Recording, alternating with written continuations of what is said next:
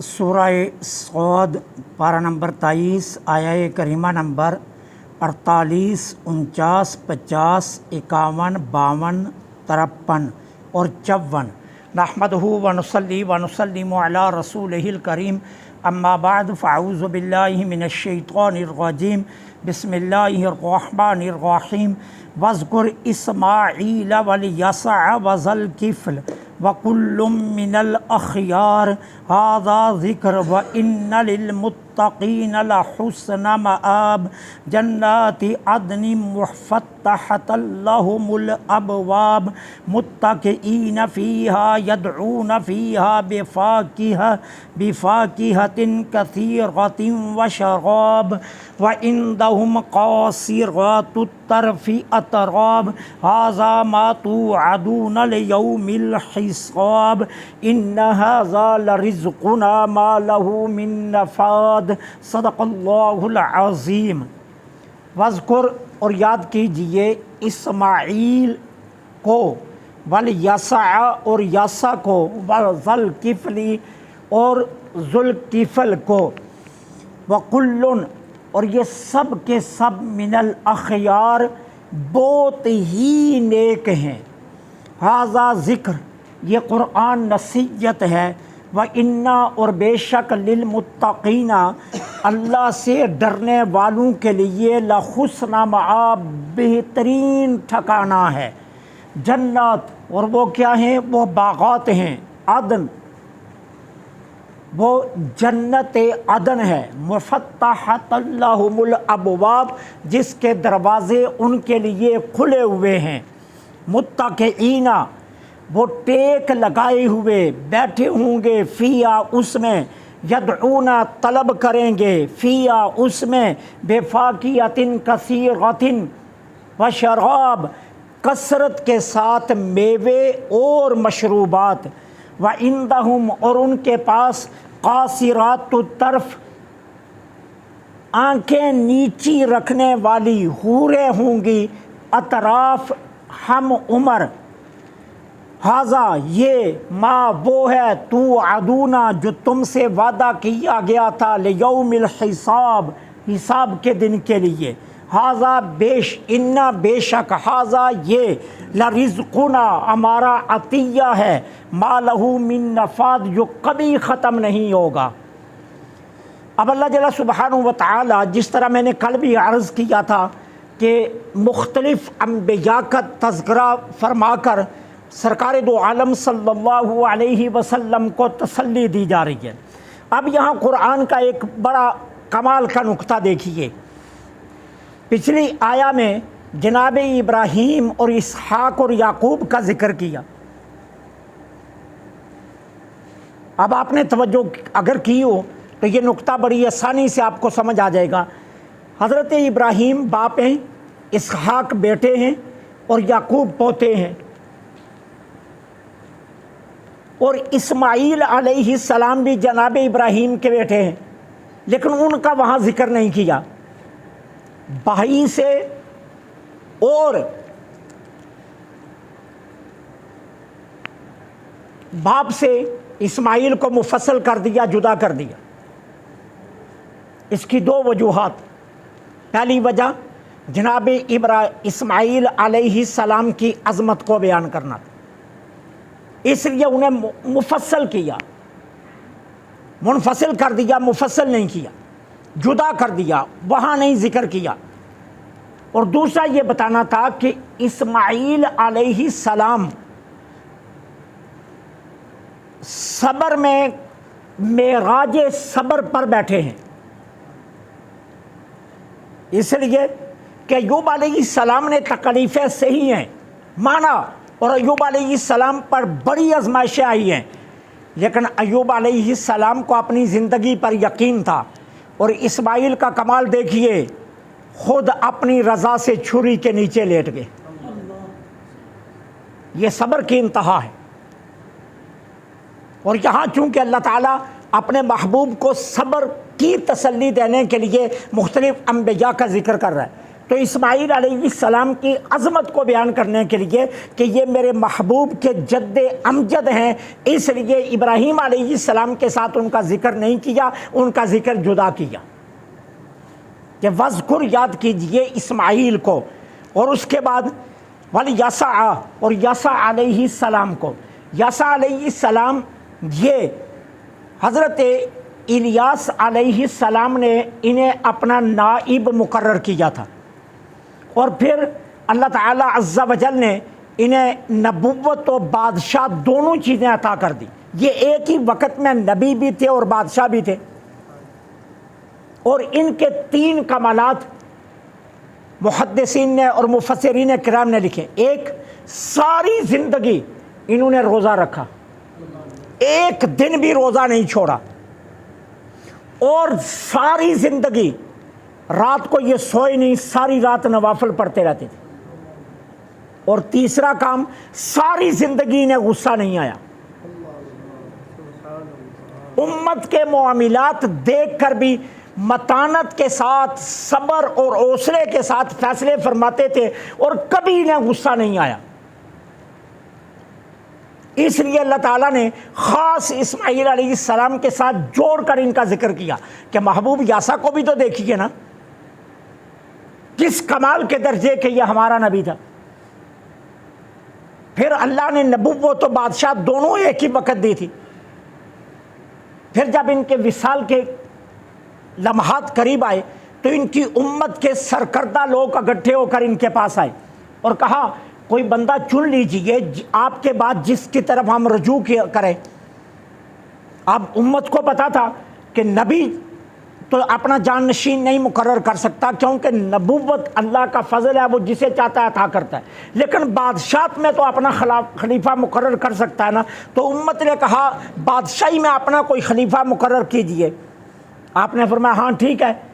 आपने ऐलान किया, जो बंदा मुझे 3 बातों की ज़मानत देगा मैं उसे अपना खलीफा बनाऊंगा। अब वो 3 बातें क्या हैं ये नहीं बयान की अल्लाह के नबी यसा अलैहिस्सलाम ने। मुतलका 3 बातें, जो वादा करे मैं उससे जाना अपना खलीफा बना दूंगा। अब कोई नहीं उठा, उम्मत में से कोई फ़र्द भी नहीं उठा। फिर आपने दोबारा ये इरशाद फरमाया, एक नौजवान खड़ा हो गया। उस नौजवान ने कहा, मैं 3 बातों का वादा करता हूँ। अब बातें क्या हैं अभी कोई पता ही नहीं। उसने कहा जी मैं 3 बातों की ज़मानत देता हूँ कि जो 3 इरशाद आप फरमाएंगे मैं ज़मानत दूंगा, मैं उनका पाबंद रहूँगा। आपने फरमाया ठीक है, फिर सुनो, वादा करो सारी ज़िंदगी रोज़ा रखोगे। उसने कहा जी वादा है। फरमाया वादा करो जितनी देर जिंदा रहोगे रात को सोओगे नहीं। उसने कहा जी वादा है। फरमाया तीसरा वादा करो सारी ज़िंदगी किसी बात पर गुस्सा नहीं करोगे। उसने कहा जी वादा है आपसे। जब उस नौजवान ने 3 बातों का वादा दे दिया तो फिर आपने बादशाह में उसे अपना नाइब मुकर्रर कर दी और उम्मत के सारे मामलात बादशाह के इतबार से उसके हवाले कर दी। ये जनाब यसा अलैहिस्सलाम है। ये भी बनी इसराइल की तरफ ही आए थे। हज़रत इलियास ने पहले इनको अपना नाइब मुकर्रर किया था। उसके बाद है ज़ुल्किफ़ल। ये ज़ुल्किफ़ल असल में नबी का नाम नहीं है, ये अय्यूब अलैहिस्सलाम के बेटे हैं और इनका असल नाम है शरफ। असल इनका नाम है शरफ और ये अय्यूब अलैहिस्सलाम के बेटे हैं। अय्यूब अलैहिस्सलाम के विसाल के बाद अय्यूब अलैहिस्सलाम की उम्मत अल्लाह ने इन्हीं के हवाले कर दी थी। ये बाप के बाद बाप की उम्मत की ही तरफ नबी बनकर आए थे, हज़रत ज़ुल्किफ़ल अलैहिस्सलाम। अच्छा, अब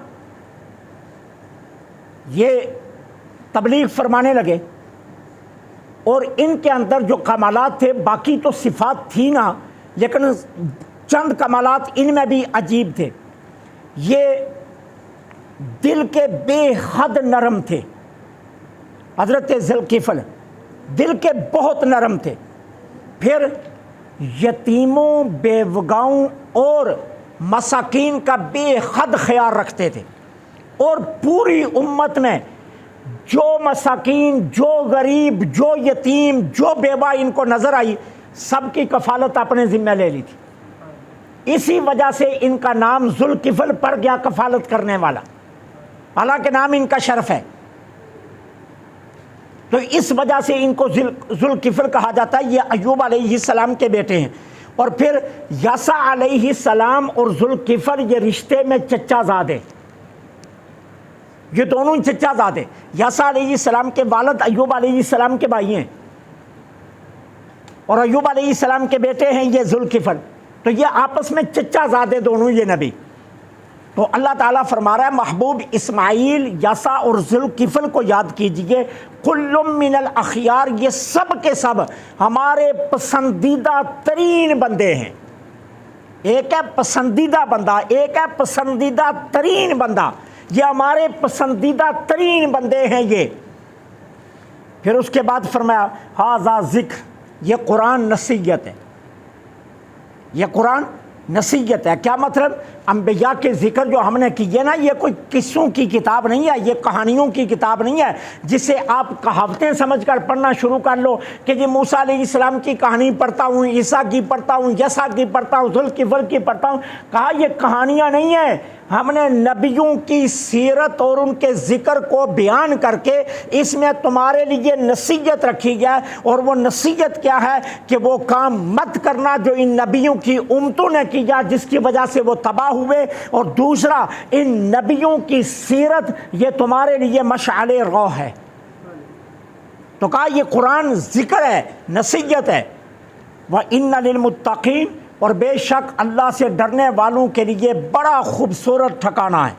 अब उस ठिकाने की वज़ात अल्लाह ने खुद फरमा दी। वो ठिकाना क्या? जन्नाती अदन, वो अदन के बागात हैं, वो अदन के बागात हैं। हज़रत अब्दुल्लाह बिन अब्बास रज़ियल्लाहु तआला अन्हु फरमाते हैं, सरकार दो आलम सल्लल्लाहु अलैहि वसल्लम ने फरमाया, जब अल्लाह ने जन्नत अदन को खलक किया ना, पैदा किया, और उसमें ऐसी चीज़ें अल्लाह ने रखी कि किसी आँख ने न देखी, ना किसी कान ने सुनी, और ना किसी दिल में उन चीज़ों का कभी ख्याल आया। फिर अल्लाह ताला ने जन्नत अदन से कहा कलाम करो।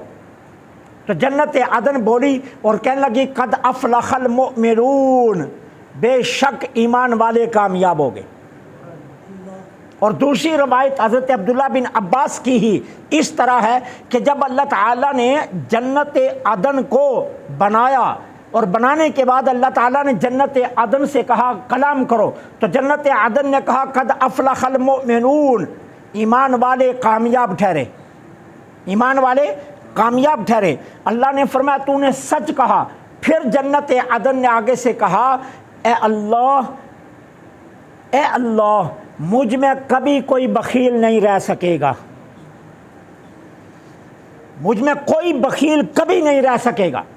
मुझ में सिर्फ वही लोग आएंगे जो सखावत के आदी होंगे, बखील मुझ में नहीं आ सकेगा। फिर हज़रत अब्दुल्ला बिन उमर रज़ियल्लाहु तआला अन्हु फरमाते हैं, मैंने हुजूर की बारगाह में अर्ज़ किया, या रसूल अल्लाह, मेरे माँ बाप आप पर कुर्बान, ये बताइए अल्लाह ने जन्नत अदन को किस चीज़ से बनाया? तो आका करीम अलैहिस्सलातु वस्सलाम ने फरमाया जन्नत अदन की एक ईंट सोने की है और दूसरी ईंट चांदी की है। इस तरतीब से महल बनाए गए कि एक ईंट सोने की लगाई गई, 7 चांदी की, फिर सोने की, फिर चांदी की। और अल्लाह ताला ने जन्नत अदन को की दीवारों को लेप करने के लिए, प्लस्तर करने के लिए जो गारा इस्तेमाल किया वो गारा है मुश्क का। और जन्नत अदन की जो ज़मीन है वो ज़मीन है ज़ाफ़रान की। और जन्नत अदन के पौधे जो लगाए गए, उन पौधों के आसपास खूबसूरती के लिए जो बजरी डाली गई, जिस तरह आप गमले में चिप्स डालते हैं, सरकार दो आलम ने फरमाया वो है मोती और याकूत की। बजरी मोती और याकूत की है, ज़मीन ज़ाफ़रान की है, गारा मुश्क का है, और ईंटें सोने और चांदी के हैं। ये है अल्लाह ने जो जन्नत अदन बनाई है। फिर सैयदना अबू हुरैरा रज़ियल्लाहु तआला अन्हु रवायत करते हैं कि अल्लाह ताला ने जब जन्नत अदन को बना लिया ना, तो जन्नत अदन को बनाने के बाद जबरील अमीन से फरमाया जबराइल जाओ हमारी जन्नत देखो, और जो उसमें जो चीज़ें हमने रखी हैं वो भी देखो। जबरील अमीन के उन्होंने जन्नत को देखा, उसके अंदर चीज़ों को देखा, वापस लौटे तो अल्लाह की बारगाह में अर्ज़ किया, अल्लाह तेरी इज़्ज़त की कसम, जो भी इसका ज़िक्र सुनेगा ना उसके दिल में तमन्ना होगी इसमें दाखिल होने की, वो इसमें दाखिल होगा जो तेरा ज़िक्र सुनेगा इस जन्नत आदन का। फिर अल्लाह ताला ने फरिश्तों को हुक्म दिया, इस जन्नत के आदन के आस पास उन चीज़ों का बाड़ लगाओ जो नफ्स पर मुशक्क़त में डालने वाली हैं, उनकी बाड़ लगाओ। अब बाड़ लगा दी गई। अब फिर अल्लाह ताला ने जबरील अमीन से कहा, जबराइल फिर जाओ हमारी जन्नत आदन देखो। अब जबरील अमीन जन्नत आदन देखने के लिए आए तो देखा तो आगे बाड़ लगी हुई है, किसकी? उन चीज़ों की जो नफ्स पर बहुत भारी हैं, जो नफ्स को मुशक्क़त में डालने वाली हैं। अब जबरील अमीन बाहर से ही वापस चले गए। अल्लाह ने पूछा, जबराइल क्या देख कर आए? अर्ज़ की, मौला इसमें तो कोई जा ही नहीं सकेगा, इसमें तो कोई नहीं जा सकेगा। हम ये जो बैठे ना बड़े शौक से, वो जन्नत में जाएंगे जी 4 नातें सुनाकर, 2 महफिलें करके हम तो जिस सीधे जन्नत में जाएंगे। अल्लाह ने जन्नत इतनी आसान नहीं रखी है। ये जन्नत वो है जिसके लिए सहाबा ने जानों की बाजी लगाई है। ये जन्नत वो है जिसके लिए अम्मा राबिया बसरिया ने सारी ज़िंदगी कुर्बान कर दी। ये जन्नत वो है जिसके लिए अली अजवेरी ने पूरी दुनिया की खाक छानी है और फिर जाकर किसी जगह पर आकर बैठे। ये वही जन्नत अदन है जिसके असूल के लिए मुईनुद्दीन चिश्ती अजमेरी अरब से चलकर हिंदुस्तान में पहुंचे। ये जन्नत अदन है जिसके लिए फरीदुद्दीन 40 साल कुएं में उल्टे लटके रहे। ये जन्नत मजाक नहीं है कि आप कहेंगे मैं 4 नातें सुनाकर जन्नत में चला जाऊंगा और 2 महफिलें करके जन्नत में चला जाऊंगा। इतनी आसान नहीं है ये जन्नत, ये बड़ी मुशक्क़त के बाद मिलनी है। तो अल्लाह ताला ने इसके बार लगा दी है उन चीज़ों की जो नफ्स पर बाहरी हैं।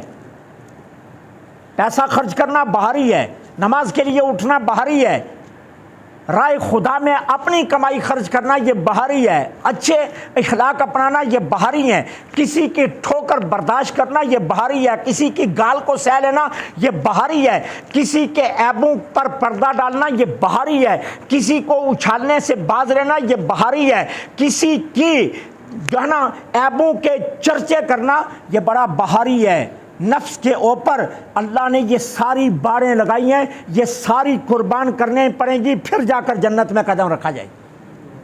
यूँ आसान नहीं है जन्नत कि आपने ये समझाओ कि जन्नत आसान है। फिर अल्लाह ताला अज़्ज़ा